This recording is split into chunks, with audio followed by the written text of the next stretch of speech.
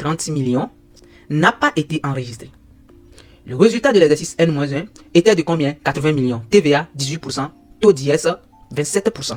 Salut les abonnés, j'espère que vous allez tous bien. Quant à moi, je vais super bien. Aujourd'hui, j'ai décidé de partager avec vous comment corriger des erreurs sur les états financiers. Et oui, comme vous-même le savez, l'erreur est humaine. Mais d'autres comptables, sans le savoir, voulant corriger cette erreur, commettent d'autres erreurs. Alors, c'est ça qu'on va voir dans cette vidéo. Alors, prends place et je te dis, c'est parti. Alors, la correction des erreurs sur les états financiers que je vais partager avec vous relève de loin des 10 principes comptables du SYSCOADA révisé, plus précisément la convention de l'importance significative. Selon ce principe, toute information qui peut influencer l'interprétation des états financiers doit être mentionnée dans les notes annexes. Alors, parmi ces informations, on peut avoir une erreur commise et découverte avant la date d'arrêt des comptes, ou bien erreur commise et découverte après la date d'arrêt des comptes. Je vais vous expliquer un truc. Il y a certains qui confondent l'arrêt des comptes et clôture d'exercice. C'est deux choses tellement différentes. On peut clôturer un exercice, mais ne pas arrêter les comptes. Lorsqu'on clôture un exercice, on peut facilement passer les écritures. Mais lorsqu'on arrête un compte, vous ne pouvez plus passer l'écriture sur ce compte dans l'exercice. Vous voyez? Donc, c'est ça. Alors, on va prendre le premier cas qui est quoi? L'erreur qui a été commise. L'erreur commise est découverte avant la date d'arrêt des comptes. Voilà. Si vous avez commis une erreur et que par hasard, avant d'arrêter les comptes, vous vous mettez en conscience et vous rendez compte que vous avez commis une erreur, alors que faut-il faire? La première des choses, il faut annuler l'écriture en négatif. Et deuxième des choses, passer la bonne écriture. Très simple, c'est ce que beaucoup de personnes font. Alors, on va prendre un cas très simple. On dit, le chef comptable, monsieur Aholiho Benjamin, a constaté avant l'arrêt des comptes de l'exercice N que la facture d'électricité numéro 23, qui mentionne un montant hors taxe de 50 000 francs, a été enregistrée dans la comptabilité par un stagiaire à un montant TTC de 5 900 francs, TVA 18%. Vous voyez? Alors, corrigez l'erreur dans les comptes de la société. Tu vois l'erreur? Et oui, j'étais eu. Vous voyez 50 000? 50 000. Lorsque le TTC serait combien? Le TTC serait 59 000. Parce que quoi? Lorsqu'on calcule 50 000, lorsqu'on va calculer la TVA, 18% sur 50 000, vous allez voir combien? Vous allez avoir 9 000. Alors, lorsqu'on fait 9 000, la TVA, plus leur taxe qui est 50 000, alors ça va donner 59 000. Mais le stagiaire, sans le savoir, a mis combien? 5 900. Alors, comme cette erreur a été constatée au cours de l'exercice et qu'on n'a pas encore arrêté les comptes, alors comment il faut corriger l'erreur là? Très facilement. Solution. Annulation de la facture numéro 023. Vous passez même écriture que le comptable avait passé. Vous voyez? Alors, pour la facture d'électricité, on débite le compte de autre achat. 60,52. On met quoi? On met le montant 5000. Parce que même écriture ou bien le même montant que la personne avait utilisé lorsqu'il faisait l'erreur, c'est même écriture que vous allez passer. Mais juste, vous allez mettre quoi? Le signe négatif. Vous voyez? Alors, si le TTC est égal à 5900, ce qui veut dire que quoi? La personne a pris comme hors taxe 5000. Alors, on débite le compte 60,52. On met quoi? Moins 5000 qui est leur taxe. On débite le compte 44,52. On met combien? TVA, 18% de 5000 est égal à combien? 900. Vous voyez? Alors, et on crédite le compte 41 qui est le compte du fournisseur. Et on met quoi? Le montant TTC, 5900 qu'il avait mis. Et on met combien? Moins à côté. On vient de corriger l'erreur là. Une fois que vous passez cette écriture, c'est comme si vous n'avez jamais enregistré la facture numéro 0,23 dans votre entreprise. Ça va exister, mais ça n'aura plus d'impact. Vous l'avez passé et puis vous l'avez annulé. Maintenant, comment corriger cela? Et oui, on passe les mêmes écritures. Correction de la facture numéro 0,23. On débite le compte 6052. On met le montant proprement dit qui est combien? 50 000. Vous voyez? Alors, si toi-même tu veux corriger encore et que tu commets encore l'erreur, au lieu de 50 000, tu mets 5 000, tu vas recorriger jusqu'à N fois. Vous voyez? Donc, c'est juste pour rigoler. Vous ne pouvez plus faire l'erreur là. Vous débitez le compte 6052, vous mettez 50 000. Ici, vous allez prendre soin de compter les zéros. Bon, comme c'est dans Sage, vous allez voir que ça serait propre. Vous voyez? Donc, pas de souci. Après, vous débitez le compte 4452. Vous mettez combien? 9 000.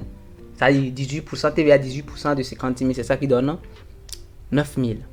Alors, vous allez créditer le compte 4011. Combien? Vous allez mettre le TTC, c'est-à-dire leur taxe plus la TVA. Et c'est ça que vous devez à votre fournisseur. Et si le moment est arrivé de régler à votre fournisseur, vous débitez le compte 4011 et puis vous créditez quoi? Votre trésorerie en question. Vous voyez? On vient de finir l'erreur là. C'est très simple à corriger. Maintenant, deuxième erreur. Erreur commise et découverte après la date d'arrêt des comptes. Voilà. Comment il faut corriger l'erreur là? Alors, tenez-vous bien. On peut aller. Allons-y. Si l'erreur est non significative, alors la correction se fait sur l'exercice suivant. Vous voyez? Et on dit que c'est une correction qui est comment? Post, ou bien une correction qui est plutôt prospective. Vous voyez? Maintenant, si l'erreur est significative, c'est-à-dire l'erreur est tellement importante, c'est-à-dire le montant est assez énorme, ça respecte certains seuils bien sûr. Alors, la correction se fait à partir des capitaux propres dans les reports à nouveau de l'exercice précédent. On parle de quelle correction? Correction rétrospective. Vous voyez? Si vous disiez en même temps à quelqu'un que j'ai fait une correction rétrospective, ce qui donne plusieurs informations en même temps, ça veut dire que vous avez corrigé l'erreur d'un exercice dans un autre. Secondo, ça veut dire que l'erreur là est significative. Vous voyez? Donc c'est ça. Alors, en dehors de ça, si l'erreur est significative et que vous voulez corriger ça dans les reports à nouveau, je vais vous dire un truc. Pourquoi corriger l'erreur là dans les reports à nouveau?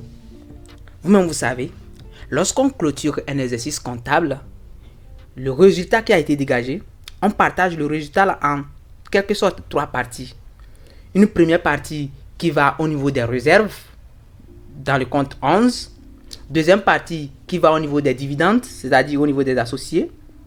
Ils vont prendre une partie. Et le reste va aller où? Dans le report à nouveau. Vous voyez?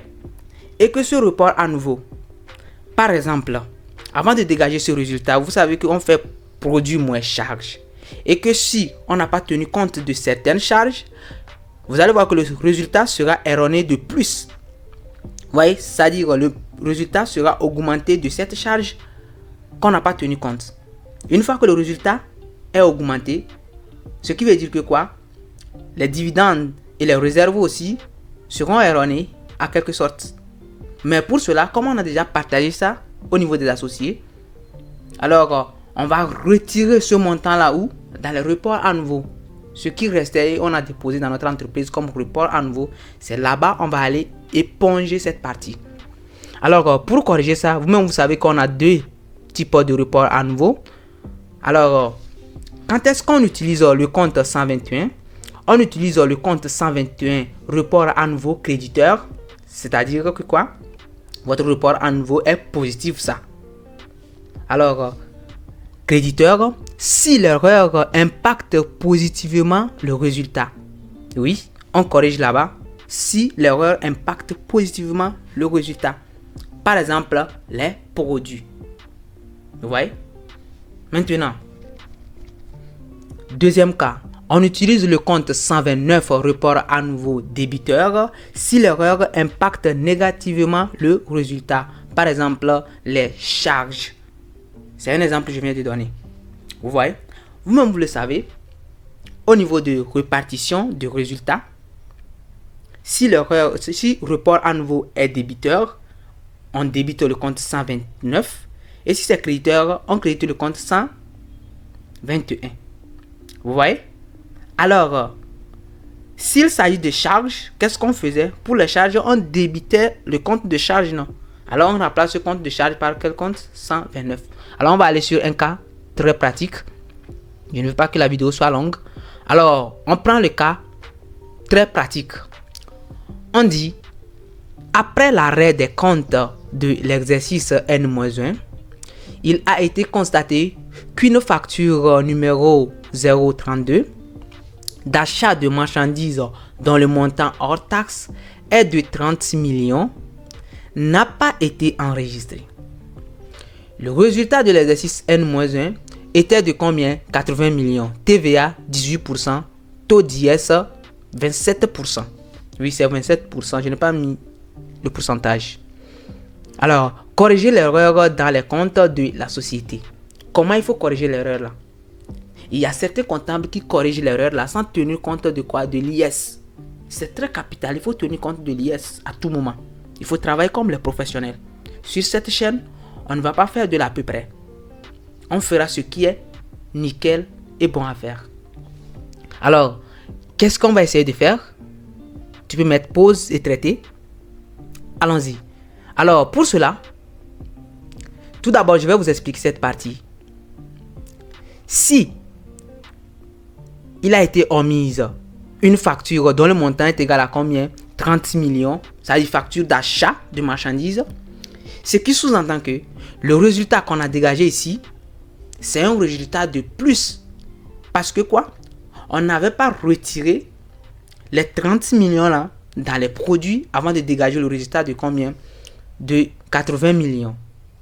Et du coup, on a payé à l'État.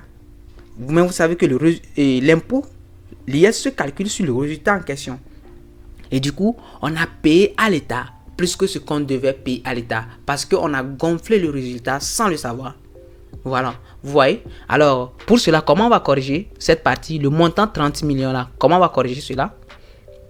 Voilà, on prend le montant, toujours le montant hors taxe. Vous voyez? Ce montant hors taxe, on va diviser ça en deux parties. L'État va prendre une partie et que l'entreprise aussi va supporter une partie. Parce que lorsqu'on a partagé, lorsqu'on a calculé l'IS sur le résultat, on a payé une partie de l'impôt. Vous voyez? Alors, comment on va partager cela? L'impôt, c'est combien? Le pourcentage de l'impôt, c'est combien? C'est 27%. Alors, on calcule 27% de 30 millions, c'est-à-dire le montant hors taxe, qui constituera quoi? Une créance sur l'État, qu'on va rester dans le compte 44,9. Et maintenant, le 73% là va aller où? Au niveau du report à nouveau dans le compte 129. Et rapidement, on va passer les écritures. Oups, voilà. Alors, la correction de la facture numéro 032, qu'est-ce qu'on va essayer de faire? Comme c'est une charge, on débite le compte 129 qui va prendre quoi? Qui va prendre plutôt 93% de 30 millions est égal à combien? 21 900 000. Vous voyez? Alors, la TVA. On calcule la TVA. Alors, pour cette TVA, la TVA est égale à combien? Est égale à 18%. Alors, 18% de 30 millions est égal à combien? Sauf erreur de calcul, est égal à 5 400 000. Alors, on met un niveau de quoi? De la TVA. Maintenant, pour l'État, on va constater une créance sur l'État en débitant le compte de l'État, 44,9. Et on met quoi? 27% de 30 millions là est égal à combien? 8 100 000. Et maintenant, on va constater, ou bien on va constater quoi? Une dette envers notre fournisseur en créditant le compte du fournisseur qui est quoi? L'hors taxe plus la TVA. L'hors taxe est égal à combien? C'est égal à 30 millions plus la TVA qui est égale à 5 400 000, ce qui est égal à combien? 35 400 000. Et on débite cela. Et on crédite plutôt ce compte. Vous voyez? Voilà. Si vous faites cela, vous venez de faire quoi? Vous venez de corriger l'erreur. Alors, si vous m'avez suivi jusqu'à ce niveau, félicitations à vous. Je vous félicite. Pour ceux qui veulent avoir ce PDF et s'entraîner, qu'est-ce qu'il faut faire? De manière très simple. Vous likez la vidéo, vous commentez et vous partagez. Vous me le faites savoir. Et puis, je vais vous laisser quoi? En description, je vais laisser mon email. Et c'est à travers cela que vous pouvez me rejoindre. Une fois que je serai convaincu de ces trois choses, liker, partager et commenter, là, je vais vous envoyer le PDF, vous allez vous entraîner avec. Vous voyez? Oh non, je suis en train de blaguer. Vous voyez? Vous pouvez liker si vous voulez, partager si vous voulez, commenter si vous voulez. Juste si vous avez besoin de ce PDF, sans faire les trois choses là, vous pouvez facilement m'écrire et puis je vais vous envoyer le PDF. Vous voyez? Donc, vous êtes mes abonnés. Et on se dit à la prochaine pour la prochaine vidéo. Merci.